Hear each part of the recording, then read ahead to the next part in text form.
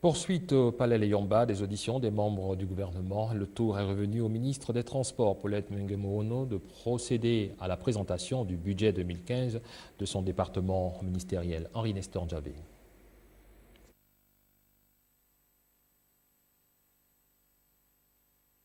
De Port-Gentil, le lancement de l'opération de constitution de la société Aéroport du Gabon. Dans le secteur des transports maritimes, fluviaux et lagunaires, les plateformes portuaires ont connu des évolutions et la réforme de la CNI se poursuit par le renforcement des capacités opérationnelles. Tout comme dans le secteur des transports routiers où l'on peut citer le renforcement des capacités opérationnelles de la Sogatra. Bref, une liste non exhaustive. Et c'est fort de ces acquis que le ministre Paulette Mengemono a dévoilé le projet de budget 2015 de la mission qu'elle conduit, laquelle s'inscrit dans la continuité des actions.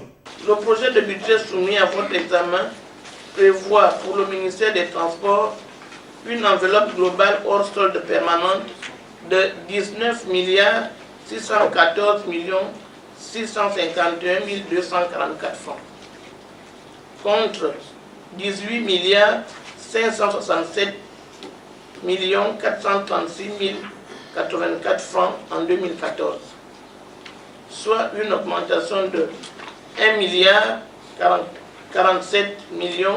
215 160 francs, correspondant à un taux de plus de 5,64%.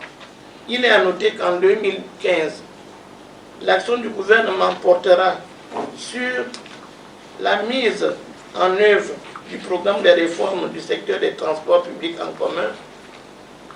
Plusieurs études sont en cours afin d'apporter des réponses adéquates et pérennes à la problématique du transport public en commun à Libreville dans un premier temps, puis dans les capitales provinciales. La poursuite des travaux de réhabilitation des ouvrages d'art atteints par le phénomène d'alcali-réaction le long du tracé du chemin de fer. Puis la poursuite du programme d'acquisition de bus de la Sogatra. Face aux honorables députés, le ministre Paulette Mengemono a tout aussi sollicité la bienveillance de la représentation nationale pour que l'accord de programme, pilotage et soutien à la politique des transports, des dotations n'ayant pas été prises en compte dans le cadre de l'élaboration de la loi des finances 2015.